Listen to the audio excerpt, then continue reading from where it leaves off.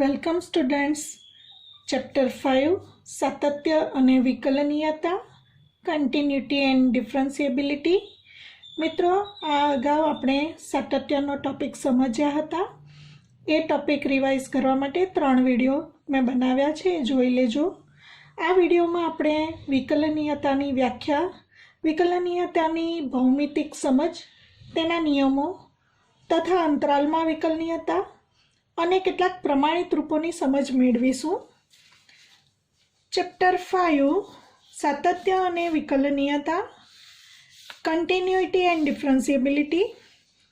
મિત્રો, વિકલનીયતાની વ્યાખ્યા પહેલાં સમજીશું. વિકલનીયતા, ડિફરન્સિએબિલિટી. ધારો કે f વાસ્તવિક વિધેય છે અને c તેના પ્રદેશનું કોઈ એક બિંદુ છે. હવે h અત્યંત નાની ધન વાસ્તવિક સંખ્યા લઈએ, એટલે કે h ટેન્ડ્સ ટુ 0 લઈએ, અને જો limit h tends to 0 fc plus h minus fc upon h નું અસ્તિત્વ હોય તો આ લક્ષને fનું c આગળનો વિકલિતને ઇંગ્લિશમાં આપણે ડેરિવેટિવ કહીશું. તો આ લક્ષનું જો અસ્તિત્વ હોય તો આ લક્ષને વિધેય fનું c આગળનો વિકલિત કહે છે. મિત્રો, આપણે સમજી ગયા અગાઉ કે આ લક્ષનું અસ્તિત્વ ક્યારે હોય, જ્યારે જમણી બાજુનું લક્ષ અને ડાબી બાજુનું લક્ષ અસ્તિત્વ ધરાવતા હોય તથા બંનેના મૂલ્યો સમાન હોય તો આ લક્ષનું અસ્તિત્વ છે. એટલે કે limit h tends to 0 plus fc plus h minus fc upon h તથા limit h tends to 0 minus fc plus h minus fc upon h ના અસ્તિત્વ હોય તથા બંનેના મૂલ્યો સમાન હોય ત્યારે આ લક્ષનું અસ્તિત્વ હશે. આ લક્ષના અસ્તિત્વ હોય તો આ લક્ષને વિધેય fનું c આગળનો વિકલિત ડેરિવેટિવ કહે છે. fના c આગળના વિકલિતને સંકેતમાં આપણે f' વડે દર્શાવીશું, અથવા એનો બીજો સંકેત d by dx of fx at x equal to c. મિત્રો, આ રીતે લખાશે કારણ કે xને સાપેક્ષ વિકલન કરવાનું છે. એકચ્યુઅલી આપણે સરળતા માટે વિકલન શબ્દ બોલીએ છીએ, પરંતુ ખરેખર વિકલિત fનો x આગળનો વિકલિત અને x ઇક્વલ ટુ c આગળનો વિકલિત એટલે કે at x equal to c દ્વારા દર્શાવાય છે. માટે આપણે કહી શકીશું fc is equal to limit h tends to 0 fc plus h minus fc upon h. હવે મિત્રો, હમણાં જ ચર્ચા કરીએ મુજબ, જો limit h tends to 0 fc plus h minus fc upon hનું અસ્તિત્વ હોય, એટલે કે વિધેય fના એ પ્રદેશના કોઈ બિંદુ c આગળ વિકલનીય હોય તો જમણી બાજુનું લક્ષ અને ડાબી બાજુના લક્ષના અસ્તિત્વ હોય તથા બંને લક્ષ સમાન હોય. માટે fc equal to limit h tends to 0 fc plus h minus fc upon h કહેવાશે. હવે મિત્રો, જેવી રીતે fનો c આગળનો વિકલિત f'c છે, તે જ રીતે અહીં આપણે આ જે સ્વરૂપ છે એનું બીજા સ્વરૂપમાં પણ રૂપાંતર કરી શકીશું. તો આપણે અહીં c પ્લસ h બરાબર x ધારી લઈશું. તો f'c ના આ સૂત્રમાં c plus h equal to x ધારી લઈશું. તો મિત્રો, h ટેન્ડ્સ ટુ 0 લીધું છે આપણે. h અત્યંત નાની ધન વાસ્તવિક સંખ્યા c માં ઉમેરતા c પ્લસ h પણ fના ડોમેઇનમાં જ છે. c belongs to domain of f. ત્યારબાદ c માં h અત્યંત નાની ધન વાસ્તવિક સંખ્યા ઉમેરતા c પ્લસ h પણ fના ડોમેઇનમાં જ છે. તો અહીં h ટેન્ડ્સ ટુ 0 લઈશું, તો અહીં h ટેન્ડ્સ ટુ 0 મૂકીશું એટલે આપણને મળશે x ટેન્ડ્સ ટુ c. હવે અહીં રૂપાંતર કરીશું. Limit x tends to c, h tends to 0 ને બદલે x ટેન્ડ્સ ટુ c લખીશું. f of c plus h equal to x લખીશું. માઇનસ fc અપોન h, આમાંથી h ને કરતા બનાવીશું. h is equal two x minus c. h is equal two x minus C, છેદમાં h is equal two x minus C. તો મિત્રો આપણને બીજું પણ સૂત્ર મળશે આ જ પ્રમાણે. તો આ પણ એફનો સી આગળના વિકલિતનું જ સૂત્ર છે, આ પણ એફના સી આગળના વિકલિતનું જ સૂત્ર છે. બંને સૂત્રો સમાન છે માટે આપણે હવે કોઈ પણ એક સૂત્રનો ઉપયોગ કરી શકીશું. એફ ડેશ સી બરાબર limit h tends to 0 fc plus h minus fc upon h, અથવા F dash she is equal to limit x tends two c fx minus fc upon x minus c. હવે જેવી રીતે મિત્રો એફનો x equal to c આગળનો વિકલિતને F dash C કહીશું, તેવી જ રીતે આ સૂત્રમાં એફ ડેશ એક્સનું સૂત્ર બનશે. સીની જગ્યાએ એક્સ મૂકતા F dash x equal to એટલે કે એફનો એક્સ આગળનો વિકલિત F dash x equal to limit h tends to 0 F x plus h minus F x upon h કહી શકાશે. તો સામાન્ય રીતે એક્સના સ્વરૂપમાં સૂત્ર યાદ રાખીશું. એફના એક્સ આગળના વિકલિતને એફ ડેશ એક્સ વડે દર્શાવાશે અને સૂત્ર બનશે limit h tends to 0 F x plus h minus F x upon h વડે દર્શાવાય. હવે મિત્રો કેટલાક સંકેતો જોઈશું. આપણે એફના વિકલિતને એટલે કે એફએક્સના વિકલિતને ચલ એક્સ લઈએ તો એફએક્સના વિકલિતને અલગ અલગ બુકમાં અલગ અલગ સંકેતો હશે. એફએક્સના વિકલિતને પહેલું તો એફ ડેશ એક્સ વડે દર્શાવીએ છીએ, અથવા બીજો સંકેત હમણાં અહીં આગળ આપેલ છે d by d x of f x પણ કહી શકીશું.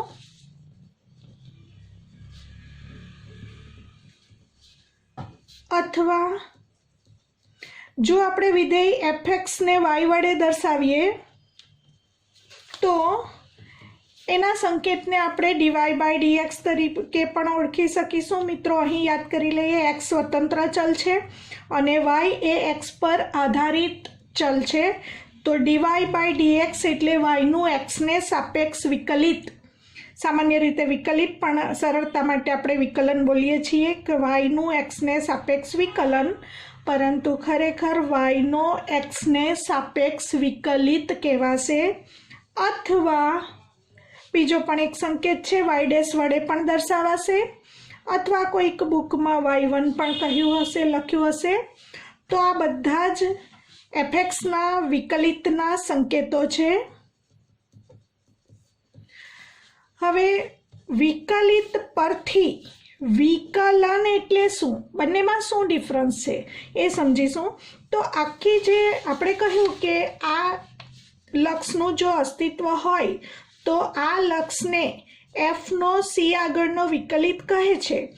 પરંતુ આ લક્ષનું અસ્તિત્વ ક્યારે હોય એ અહીં સમજ્યા કે જમણી બાજુનું લક્ષ અને ડાબી બાજુનું લક્ષ બંનેના અસ્તિત્વ હોય અને બંને સમાન હોય. તો આ જે આખી લક્ષ શોધવાની જે ક્રિયા છે એટલે કે વિકલિત શોધવાની જે આખી ક્રિયા છે એને આપણે વિકલન તરીકે ઓળખીશું. તો અહીં નોટ કરીશું, વિધેયનું વિકલિત શોધવાની ક્રિયાને વિકલન કહે છે. વિકલન એટલે ડિફરન્સિએશન પણ કહેવાશે. ડિફરન્સિએશન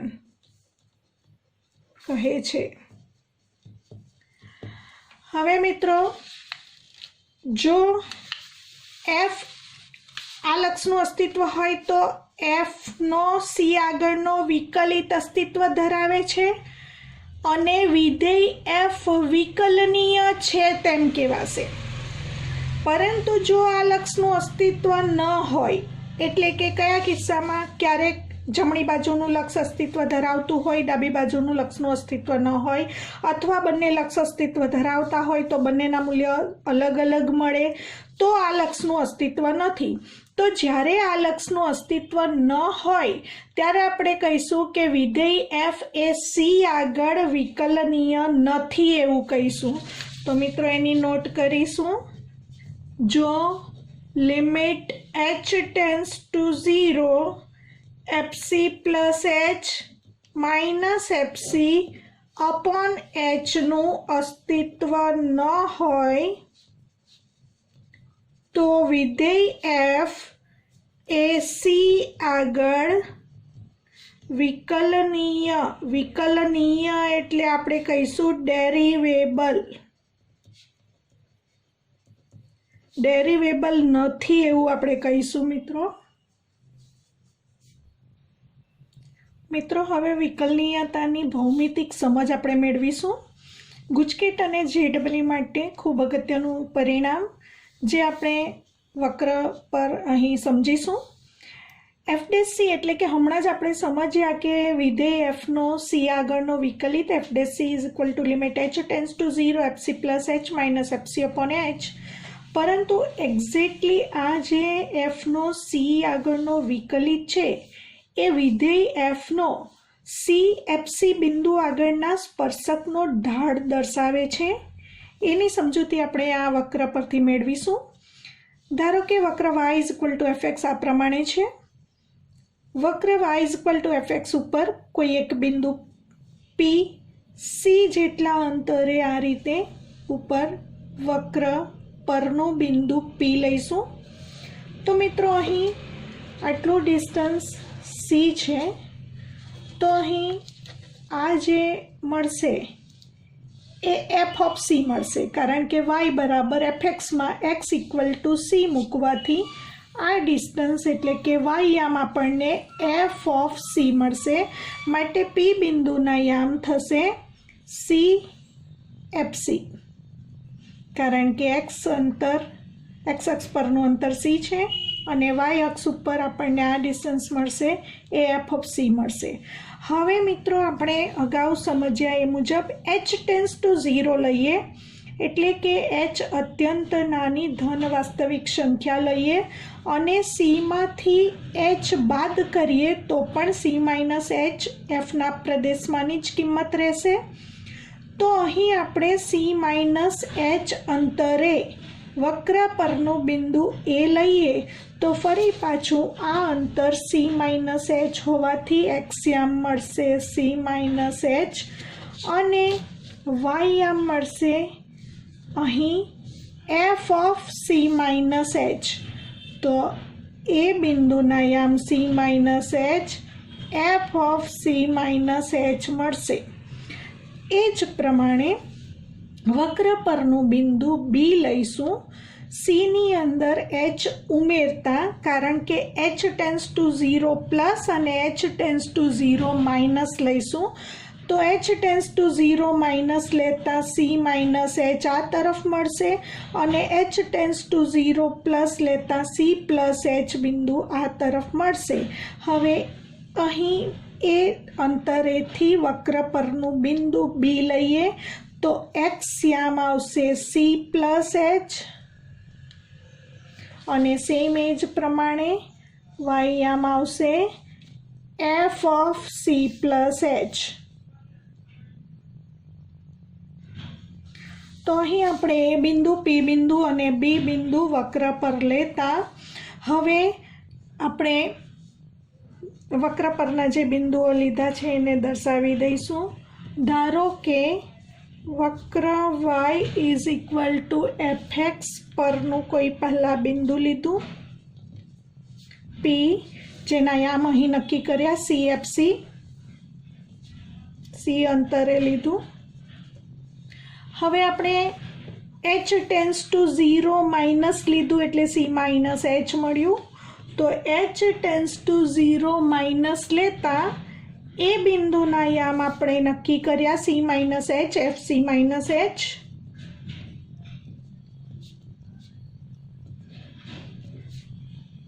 તથા સેમ એ જ પ્રમાણે h ટેન્સ ટુ 0 પ્લસ લેતા બી બિંદુના યામ મળ્યા સીમાં h ઉમેરતા h ટેન્સ ટુ 0 પ્લસ લીધું બી બિંદુના યામ મળ્યા C plus H F of C plus H મળ્યું. એ વક્ર y is equal two FX ઉપર એ અને બી બિંદુઓ મળ્યા. હવે મિત્રો અહીં ધ્યાનથી સમજજો. આપણે રેખા એપી નો ઢાળ નક્કી કરીએ, એટલે કે આટલા વક્રની જ વાત કરીએ તો રેખા એપીનો ઢાળ નક્કી કરવા માટેનું સૂત્ર આપણને ખબર છે. વાયામનો તફાવત છેદમાં તે જ ક્રમમાં એક્સ યામનો તફાવત, અને પછી h ટેન્સ ટુ 0 લઈને આ સમજીશું. પહેલાં આપણે રેખા એપીનો ઢાળ મેળવીએ. રેખા એપીનો ઢાળ ઇક્વલ ટુ વાયામનો તફાવત એટલે કે F C minus H minus F C, એ અને પી બિંદુના વાયામનો તફાવત છેદમાં એક્સ યામનો તફાવત, F C minus H minus F C upon C minus H minus C cancel थता आपने मळशे F C minus H minus F C upon minus H. हवे मित्रों ध्यानथी समझो. આપણે રેખા એપીનો ઢાળ મેળવ્યો, આ પ્રમાણે મળ્યો. હવે આપણે h ટેન્સ ટુ 0 લીધું છે, તો આ જે રેખા એપી છે h ટેન્સ ટુ 0 લઈશું એટલે કે એ ટેન્સ ટુ પી થશે. જેમ જેમ h ટેન્સ ટુ 0 લઈશું એટલે કે C minus H tense two C થશે, તો તેવી જ રીતે એ ટેન્સ ટુ પી મળશે. એટલે કે આ રેખા આ રીતે થશે અને આ રીતે થશે, એટલે બિંદુ પી આગળ સ્પર્શક મળશે. રેખા એપીનું જે રોટેશન થશે એમાંથી આ પ્રમાણે થશે. h ટેન્સ ટુ 0 માઇનસ લેતા રેખા એપી જે આ પ્રમાણે હતી એમાંથી આ રીતે બની જશે, એટલે કે પી આગળના સ્પર્શક બનશે. એનો મતલબ કે આ જે થશે તે બિંદુ પી આગળના સ્પર્શકનો ઢાળ થશે. એટલે જ્યારે લિમિટ લઈશું, limit h tends to 0 minus F C minus H minus F C upon H, એ શું મળશે? બિંદુ પી આગળના સ્પર્શકનો ઢાળ મળશે. કારણ કે જેમ h ટેન્સ ટુ 0 માઇનસ થશે તેમ તેમ એ ટેન્સ ટુ પી થશે. જેમ જેમ h ટેન્સ ટુ 0 માઇનસ થશે તેમ તેમ એ ટેન્સ ટુ પી થતાં જે રેખા એપી છે તે રોટેટ થઈને પી આગળના સ્પર્શક બની જશે. એનો મતલબ પી આગળના સ્પર્શકનો ઢાળ મળશે. તો h tends to 0 minus implies A tends to P, માટે આ જે બની જશે એ સ્પર્શકનો ઢાળ, પી બિંદુ આગળના સ્પર્શકનો ઢાળ મળશે. સેમ એ જ રીતે આપણે રેખા બીપીનો ઢાળ મેળવીશું.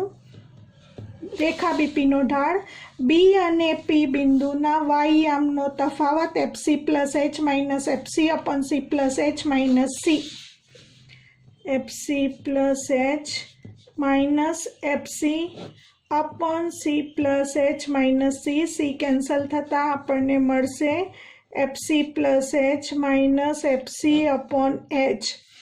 हवे मित्रों फरीथी एज प्रमाणे समझ मेळवीशुं. Limit h tends to 0 plus लईशुं. जेम जेम h टेन्स टू 0 प्लस तेम तेम અહીંથી આની નજીક આવીએ એટલે કે C plus H tense to 0 plus લેતા C plus H tense two C થશે, એટલે કે બી ટેન્સ ટુ પી મળશે. એટલે કે રેખા બીપી જે આ પ્રમાણે હતી તે હવે થઈ જશે જેમ જેમ એચ ટેન્સ ટુ 0 પ્લસ તેમ તેમ બી ટેન્સ ટુ પી થતાં ફરીથી આ પ્રમાણે પી આગળનો સ્પર્શક મળશે. ફરીથી રેખા બીપી માટે જેમ જેમ એચ ટેન્સ ટુ 0 પ્લસ તેમ તેમ બી ટેન્સ ટુ પી થતાં P આગળનો સ્પર્શક મળશે. માટે ફરી પાછું આ જ પ્રમાણે h ટેન્સ ટુ 0 પ્લસ લેતા fc plus h minus fc upon h એ શું મળી જશે? બિંદુ P આગળના સ્પર્શકનો ઢાળ મળશે. કારણ કે જેમ જેમ h ટેન્સ ટુ 0 પ્લસ તેમ તેમ b ટેન્સ ટુ p. તો ફરી પાછું આપણને આ પ્રમાણે મળ્યું. એનો મતલબ આ પણ p આગળના સ્પર્શકનો ઢાળ, આ પણ p આગળના સ્પર્શકનો ઢાળ. એનો મતલબ ડાબી બાજુનું લક્ષ અને જમણી બાજુનું લક્ષ સમાન થયું. કારણ કે બિંદુ P આગળના સ્પર્શકનો ઢાળ અનન્ય હોય છે. માટે limit h tends to 0 minus fc minus h minus fc upon h is equal to limit h tends to 0 plus fc plus h minus fc upon h.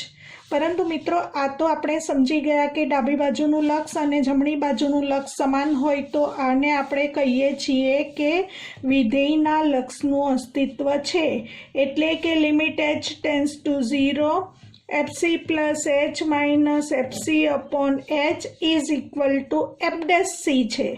એટલે કે fનો c આગળનો વિકલિત છે. તો આપણે કહી શકીશું આ જે fનો c આગળનો વિકલિત છે એ જ વિધેયનો c fc બિંદુ આગળના સ્પર્શકનો ઢાળ દર્શાવે છે. ખૂબ અગત્યનું પરિણામ છે મિત્રો, યાદ રાખશો.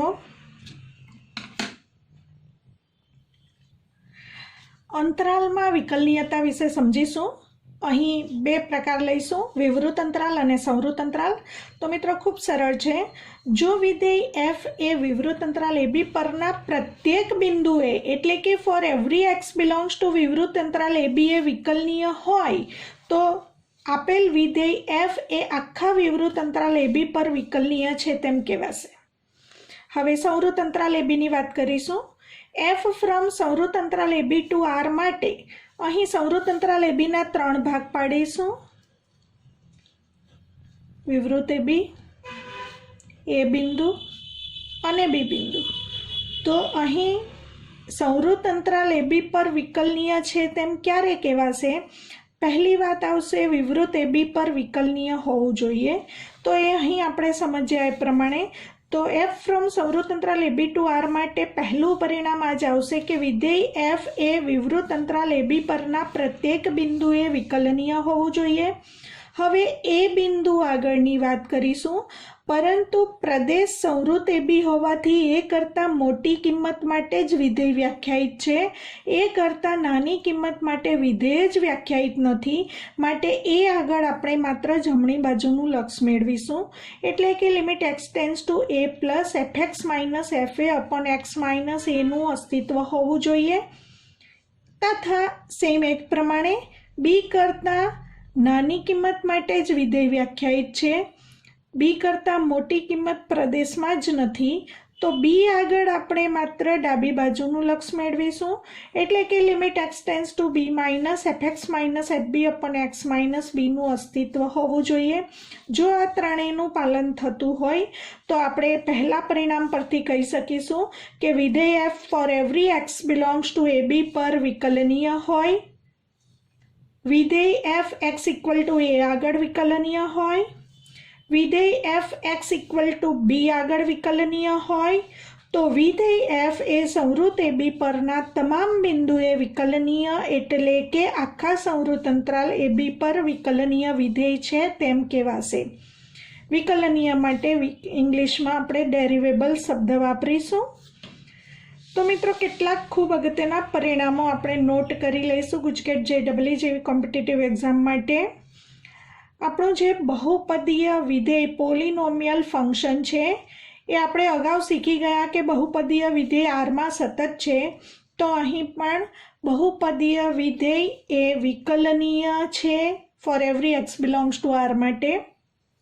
ઘાતાંકીય વિધેય એટલે કે a રેઝ ટુ x એ ગ્રેટર દેન 0 એ પણ x બિલોંગ્સ ટુ r પર વિકલનીય વિધેય થશે. અચળ વિધેય પણ x બિલોંગ્સ ટુ r માટે વિકલનીય થશે.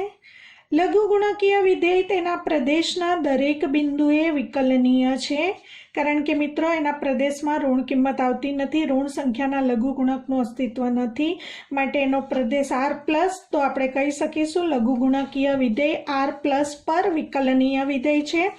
તે જ પ્રમાણે તમામ ત્રિકોણમિતીય વિધેયો અને તમામ ત્રિકોણમિતીય પ્રતિવિધેયો પણ પ્રદેશના દરેક બિંદુએ વિકલનીય વિધેયો છે.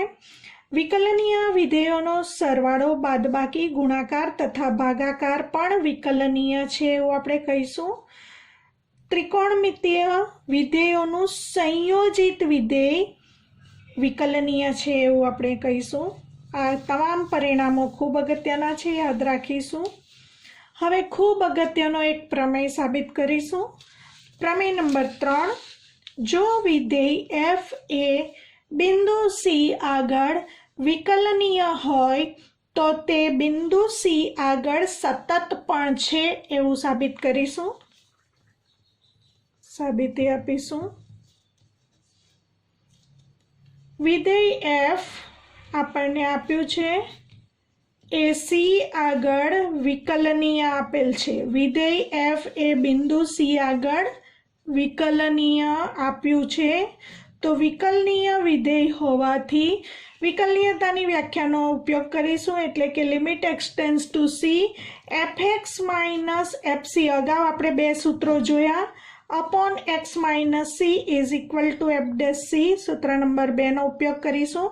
જ્યારે વિકલનીયની વાત આવે ત્યારે આપણે આ સૂત્રનો ઉપયોગ કરીશું, અથવા તો વિકલિત શોધો આવે ત્યારે આપણે બીજું પણ સૂત્ર જોયું, f dash c is equal to limit h tends to 0 fc plus h minus fc upon h. એ સૂત્રનો ઉપયોગ વિકલિત મેળવો ત્યારે આપણે કરીશું. વિકલનીયતાની વાત આવે ત્યારે આપણે આ સૂત્રનો ઉપયોગ કરીએ તો વધારે સરળતા રહેશે. હવે મિત્રો x ટેન્ડ્સ ટુ c નો મતલબ x is not equal to c. x tends to c નો મતલબ x is not equal to c હોવાથી પહેલાં આપણે fx માઇનસ fc ને વ્યાખ્યાયિત કરીશું. તો fx minus fc is equal to fx minus fc ને આપણે x is not equal to c હોવાથી x માઇનસ c વડે ભાગીને ગુણીશું, ભાગાકાર અને ગુણાકાર કરીશું. પછી આપણે fx માઇનસ અહીં limit x tends to c લઈશું. બંને બાજુ limit x tends to c લઈશું.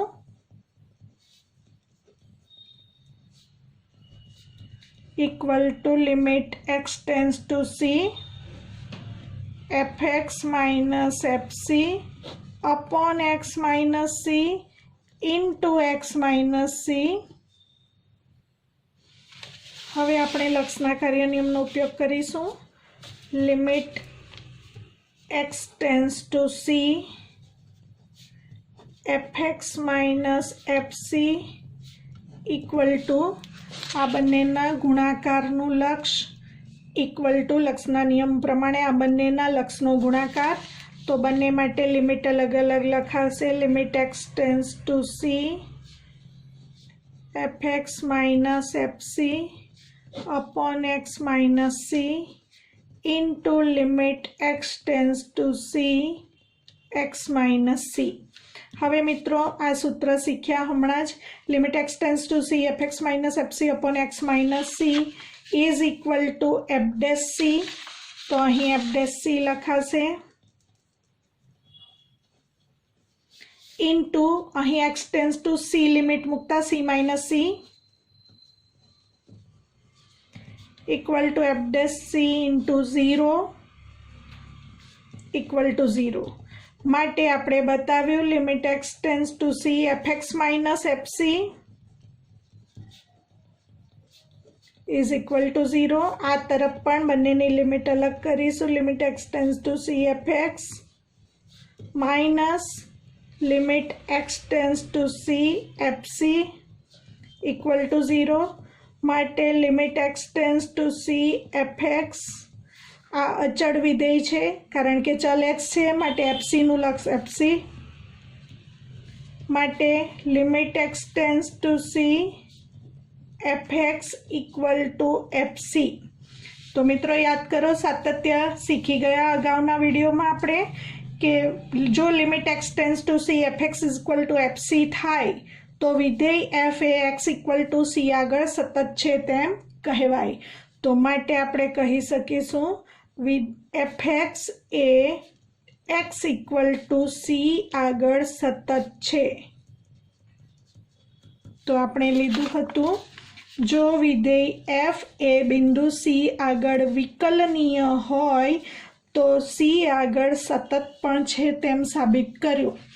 हवे मित्रों आ प्रमेय 3 नुं प्रतीप प्रमेयनी वात करीशुं। आ प्रमेयनुं प्रतीप सत्य नथी, तो एने समझवा माटे आपणे एक उदाहरण लईशुं। धारो के आपणे लईए F x is equal to mod X, X belongs to R. हवे मित्रों मान विधेयनी व्याख्या बे भागमां वहेंचायेली छे, आपणने खबर छे। तो f x is equal to mod x is equal to plus x थशे जो एक्स ग्रेटर देन और इक्वल टू 0 होय तो, अने f x is equal to mod x is equal to minus x थाय जो एक्स लेस देन 0 होय तो, एवुं आपणे शीखी गया। हवे आ प्रमेयनुं प्रतीप प्रमेय एटले के जो विधेय एफ एक्स ए एक्स इक्वल टू सी आगळ सतत होय तो विकलनीय न होय एवुं एक उदाहरण आपणे बताव्युं छे आ मानांक विधेय द्वारा। तो आपणे बतावीशुं के f x is equal to mod x ए एक्स इक्वल टू 0 आगळ सतत छे परंतु विकलनीय नथी। तो सातत्यनी चर्चा अगाऊ करी आपणे मेळवीशुं जमणी बाजुनुं लक्ष, डाबी बाजुनुं लक्ष અને f of 0। तो અહીં fx is equal to mod x, limit x tends to 0 plus mod x, परंतु x tends to 0 plus એટલે કે x greater than 0 હોય ત્યારે mod x is equal to x, માટે mod x is equal to x લખીશું। અને હવે x tends to 0 મૂકતા શૂન્ય આવશે। limit x tends to 0 minus fx is equal to mod x। હવે x tends to 0 minus એટલે x less than 0 અને x less than 0 હોય ત્યારે fx is equal to mod x is equal to minus x, mod x is equal to minus x, limit મૂકતા minus અને x tends to 0 હોવાથી અહીં પણ શૂન્ય આવશે। અને f of 0 તો ઇક્વલ ટુ 0 માટે જે વિધેય છે તેમાં મૂકવાનું f of 0 is equal to 0 નું mod is equal to 0।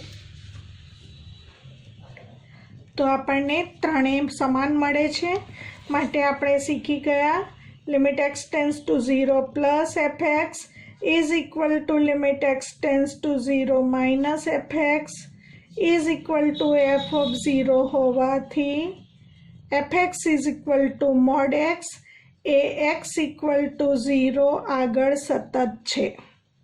હવે વિકલનીયતાની ચકાસણી કરવા માટે સૂત્ર યાદ કરીશું। एफ नो सी आगळनो विकलित एटले के एफ डेश सी नु सूत्र आपणे शीख्या limit x tends to C F X minus F C. ज्यारे विकलनीयतानी वात आवे त्यारे आपणे आ सूत्रनो उपयोग करीशुं।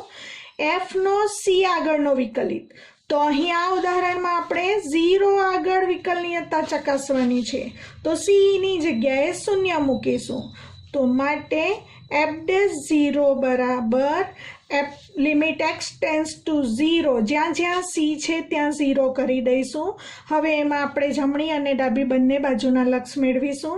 तो अहीं पहला मेळवीशुं limit x tends to 0 plus F X minus F 0 upon X minus 0 limit x tends to 0 plus F x is equal to mod X અને f of 0 અહીં મેળવેલું છે 0 upon x minus 0 equal to limit x tends to 0 plus mod x is equal to x કારણ કે x tends to 0 plus એટલે x greater than 0 અને x greater than 0 હોય ત્યારે mod x is equal to x અને છેદમાં પણ x માટે અહીં ઉડી જશે અને અચળ વિધેયનું લક્ષ અચળ વિધેય પોતે આવશે, માટે અહીં લક્ષ 1 મળે છે.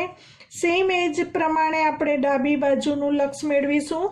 Limit x tends to 0 minus fx minus f0 upon x minus 0 equal to limit x tends to 0 minus fx is equal to mod x minus f of 0 is equal to 0 upon x minus 0 equal to limit x tends to 0 minus.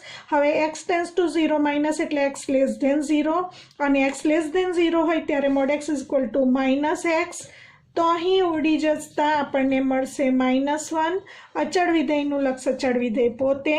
આ બંને લક્ષ અલગ અલગ છે, તો અહીં આપણે કહી શકીશું limit x tends to 0 plus fx minus f0 upon x minus 0 is not equal to limit x tends to 0 minus fx minus f0 upon x minus 0 હોવાથી આપેલ વિધેય fx is equal to mod x એ x equal to 0 આગળ વિકલનીય વિધેય નથી એવું આપણે કહી શકીશું. તો મિત્રો આપણે લીધું હતું એ ઉદાહરણ આ અગાઉના પ્રમેયનું પ્રતિપ્રમેય છે.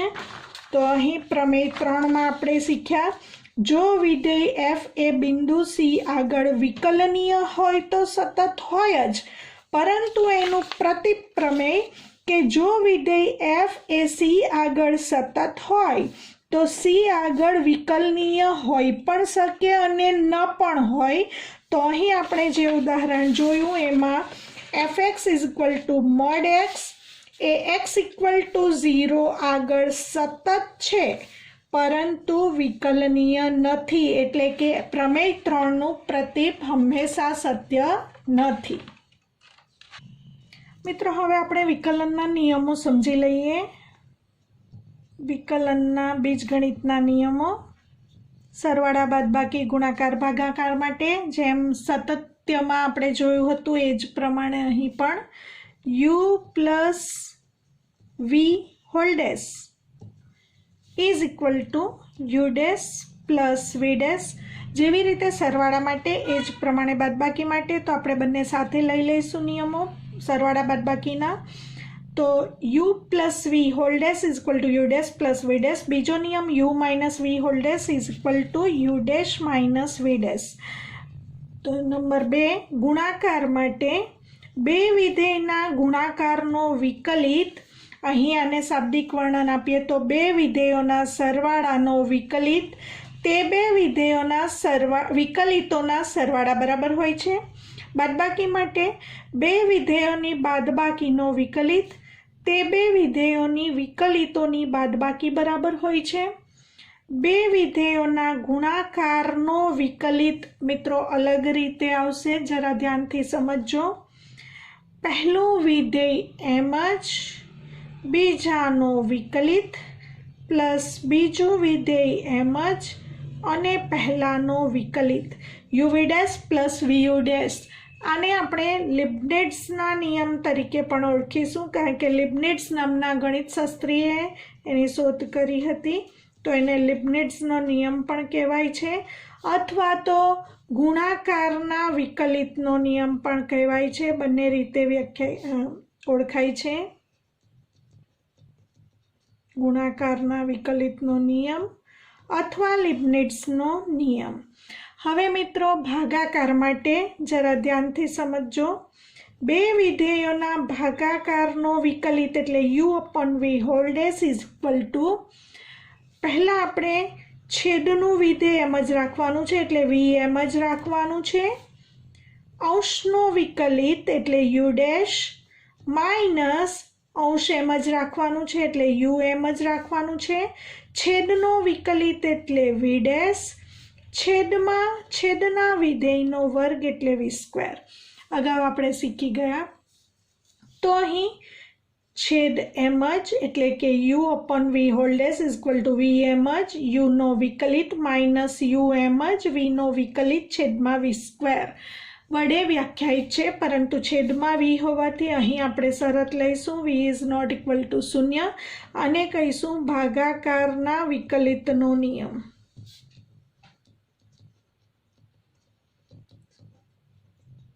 હવે મિત્રો કેટલાક પ્રમાણિત રૂપો સૂત્રો જે અગાઉ આપણે ધોરણ 11માં શીખ્યા છીએ એ જરા યાદ કરી લઈશું અને બીજા વધારાના પ્રમાણિત રૂપો કેટલાક જોઈશું જેનો ઉપયોગ આપણે દાખલા ગણવા માટે કરીશું. આપણે સૌથી પહેલાં તો અચળ વિધેયની વાત કરીશું. d/dx of c is equal to 0, જ્યાં c ઇઝ ઇક્વલ ટુ અચળ વિધેયનો વિકલિત 0 હોય છે. હવે x⁴n લઈએ. x⁴n નો વિકલિત n into x⁴n minus 1, n આગળ આવી જશે, ઇન્ટુ 1 ઘાત xની ઘટી જશે એટલે કે n ઇન્ટુ x⁴n માઇનસ 1, જ્યાં શરત આવશે x r પ્લસમાંથી અને n બિલોંગ્સ ટુ r.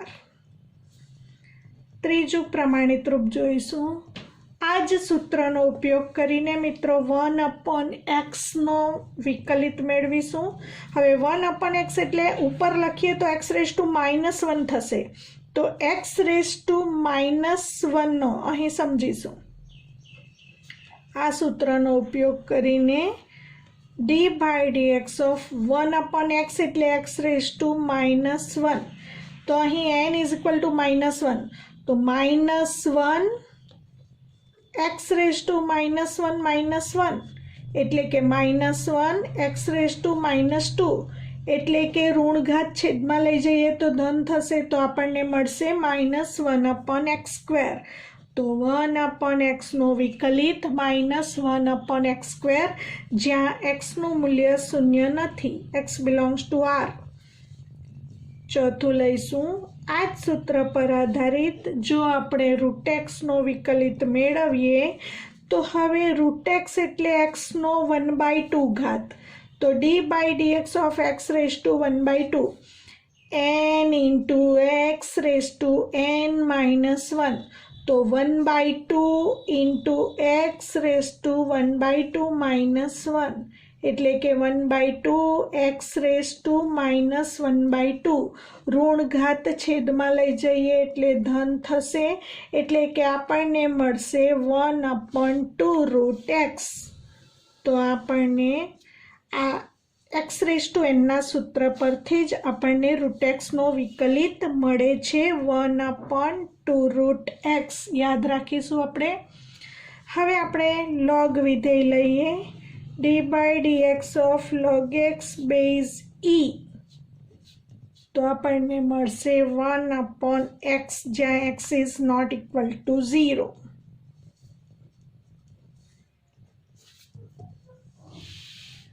ત્યારબાદ આપણે e⁻x લઈએ.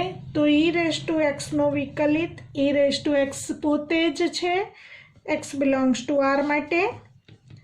ત્યારબાદ આપણે a⁻x એટલે કે ઘાતાંકીય વિધેય લઈ લઈએ. તો એનો વિકલિત a⁻x log a base e મળશે, જ્યાં a ધન લેવું પડશે અને x બિલોંગ્સ ટુ r આવશે. તો અહીં યાદ રાખીશું e⁻x નો વિકલિત e⁻x, a⁻x નો વિકલિત a⁻x into log a base e, log x base e નો વિકલિત 1/x, જ્યાં x is not equal to 0. મિત્રો અહીં યાદ રાખીશું બેઝ e હોય તો જ એનો વિકલિત 1/x થાય છે. જો અહીં બેઝ 10 હોય તો આપણે પછીથી જોઈશું. બેઝ 10 હોય તો આધાર પરિવર્તન, લઘુગુણકના આધાર પરિવર્તનનો ઉપયોગ કરીને બેઝ 10નું રૂપાંતર બેઝ ઈમાં કર્યા પછી વિકલન કરવાનું હોય છે. એ આપણે લઘુગુણક વ્યાખ્યાયિત કરીશું ત્યારે સાથે જોઈશું.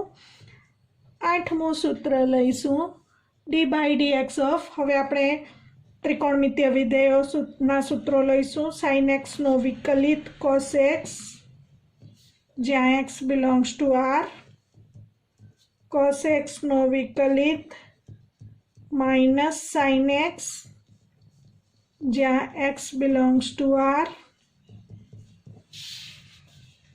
d/dx of sec x.